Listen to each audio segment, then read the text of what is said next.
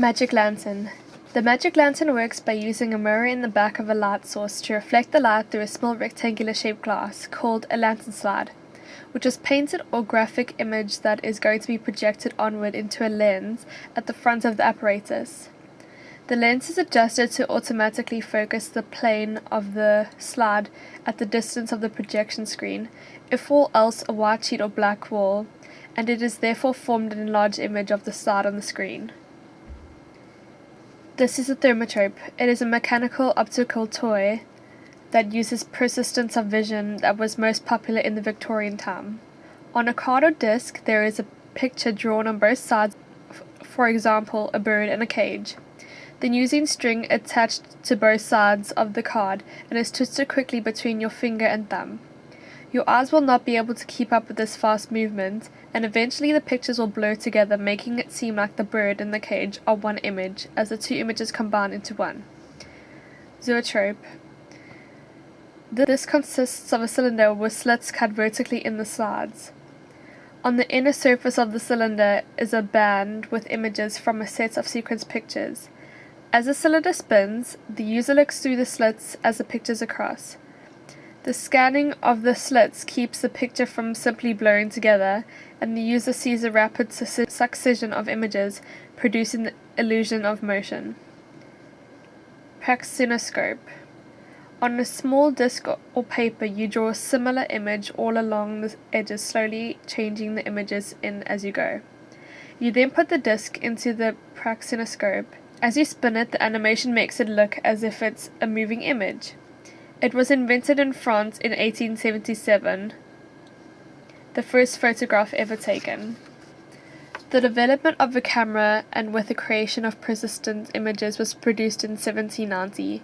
The permanent images were created by Thomas Wedgwood. It then was put together and produced by French inventor Joseph Niepce in 1826 or 1827. The first photo taken was the view from an upstairs window of an estate in Les Grasse in the Burgundy region of France. It is a black and white faded image. Edward Muybridge. Next we have an animal locomotion called Sally Gardner at the Gallop, filmed by Edward Muybridge in 1872. Muybridge was hired by Leland Stanford, who wanted to know if 4 feet of a horse was off the ground while trotting, because a human eye could not break down this action during the fast movement, so Stanford sought out Muybridge to prove it scientifically. Stanford's questions was answered when Muybridge presented him with the negative of the horse not touching the ground in one of the 12 frames. Muybridge photographed the horse running by using multiple cameras to capture the horse at each different point of its movement. He placed numerous large glass plate cameras in a line across the edge of the track. The shutter of each was triggered by a thread as the horse passed by, showing these photographs very quickly, similarly to the thermotrope. It makes it seem as if the horse is actually moving. This is the art or science of motion picture photography. Lumiere Brothers. Cinematography then led to the first filmmakers ever recorded by the Lumiere brothers, who documented a black and white short film produced and filmed in 1895 called La Sorta des Unes Lumiere et Leon, employees leaving the Lumiere factory and exiting the factory, also known as the first real motion picture ever made. This is produced and directed by Louis Lumiere using an all-in-one camera, which also serves as a film projector and developer. The name is self-explanatory. As you can tell, the short film really does consist of a single camera where mostly female workers exist in a large building. Méliès is a French silent film filmed by Georges Méliès in 1902. In the film, a group of astronomers gets sent in a cannon-fired spaceship who then explore the moon and return with one of the aliens that inhabit it. In this clip, the actors move around more than the actual camera. It also feels as if you're watching a theatre production because you only view the film from one perspective. Some historians suggest that although A Trip to the Moon was among the most technically innovative films up to the time, it still displays a primitive understanding of narrative film technique. American film scholar Ken DeSiger writes, "The film is no more than a series of amusing shots, each a scene unto itself. The shots tell a story, but not in the manner in which you were accustomed. Not until the work of American Edward S. Porter that editing became more purposeful. Porter was inspired particularly by the length and quality of Melis's work." D. W. Griffith.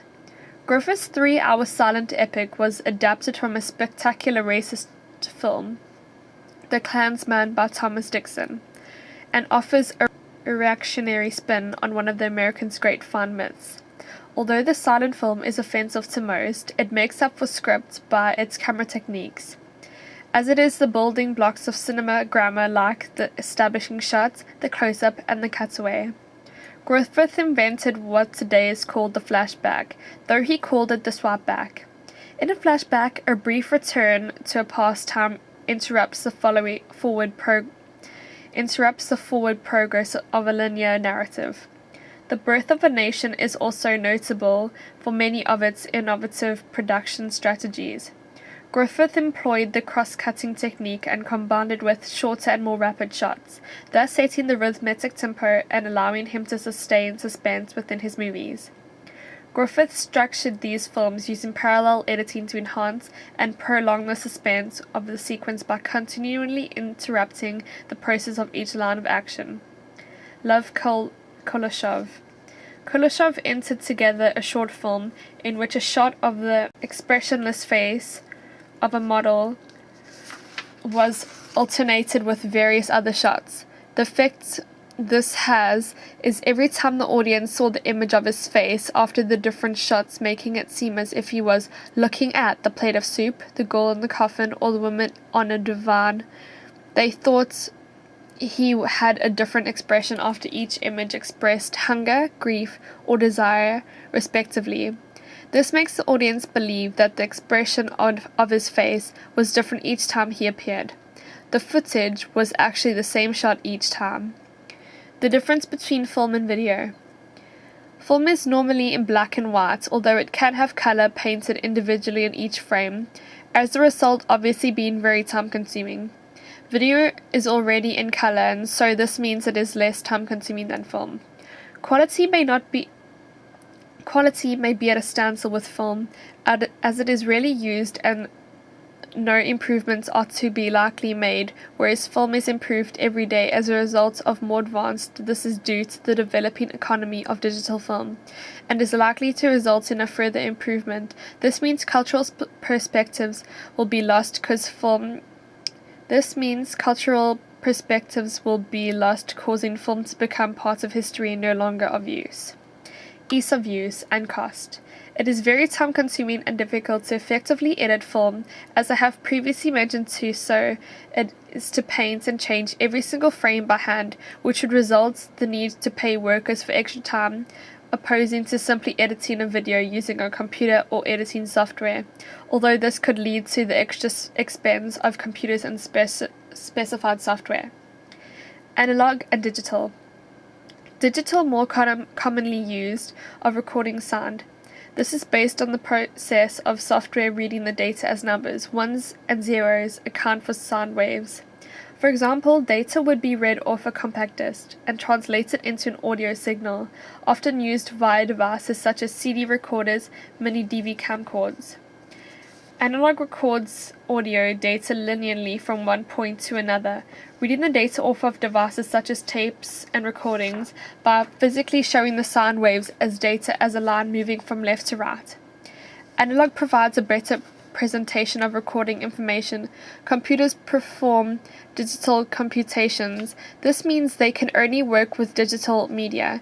This means all analog audio or video media must be converted to digital data in order to work on a computer. Having to convert data into ones and zeros makes the process of recording audio data more time-consuming and therefore expensive. Shot types. A mid-shot. This shot shows the face clearly, without getting uncomfortably close. A mid-shot is from the waist up. It shows details from the person's face and the emotions they are shown clearly. You can also see her body language to show how she is reacting to something. Her clothes are also shown, therefore you can have an idea of the stereotypical location where she has been, what class she is, more of her personality is given to the audience. An extreme close-up. An extreme close-up of a person emphasizes their emotional state, if it is of someone's face. It is a clear view of the character's physical expression. The viewer is drawn into the subject's personal space and shares their feelings. It is more intense, so it is often used in horror movies to create impact on the audience. An over-the-shoulder shot. An over-the-shoulder shot looking from behind a person at the subject, therefore is taken from behind the opposing character. This is used normally when two or more people are facing each other in conversation. It is more likely a mid-shot or close-up, therefore you can clearly see the character's reactions in facial expressions and body language. An establishing shot. It is exactly what it says, shows the scene. It can be of a building or buildings. It is to show the audience where the characters are, to help you know where they are going, what they are doing there. A close-up. A close-up shows some parts of the subject in more detail while giving an impression of the whole subject. For example, it could be of someone's face. It is a clear view of the character's facial expression. Her face will fill most of the screen, therefore her emotional state is shown. A medium close-up. A medium close-up shows the face clearly without getting uncomfortably close. It shows her face and just below her shoulders. It is an in-between a close-up and a mid-shot. A point of view shot. A point of view shot is of someone, for example, pointing to something or someone. This gives the person's perspective. It is of someone, for example, seeing whatever the character is seeing. The character is behind the camera. It can also be of a close-up, such as character's reflection in someone's glasses, etc. A two-shot. A two-shot shows two characters in a shot equally. A two-shot is of two people in the same frame. They have to be the same distance from the screen, next to each other. It is similar to a mid-shot. You can clearly see both character facial expressions and their reactions to an object. A wide shot. A wide shot can also be classified as a long shot. It shows the backgrounds and scene as well as people. The subject takes up the full frame well as much as comfortable. An extreme long shot. An extreme long shot is to simply show the setting. You put the subject, such as building, in the center of the screen. It is to show the audience where the next scene will be shot. A worm's eye view.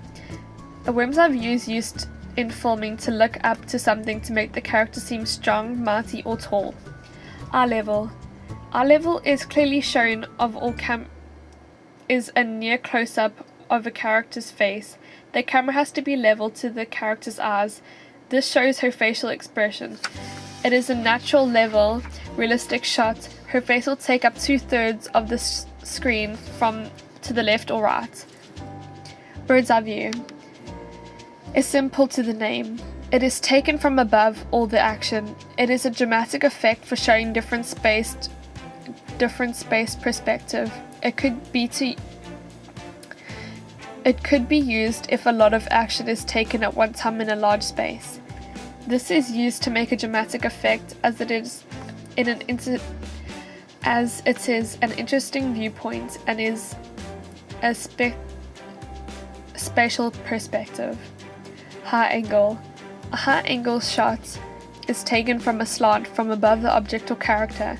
It is them looking down. It makes the object or character look weaker. A low angle. A low angle is where the camera is looking up at the character. It makes the character or object look like the dominant feature, more powerful, strong, threatening, or dangerous. It makes you feel a lot smaller. A ground shot. A ground shot is used in filming to look up to something to make the character or object seem big. It is normally a close-up, such as the character's shoes as they walk or stand, maybe even before they put them on. Jump cuts.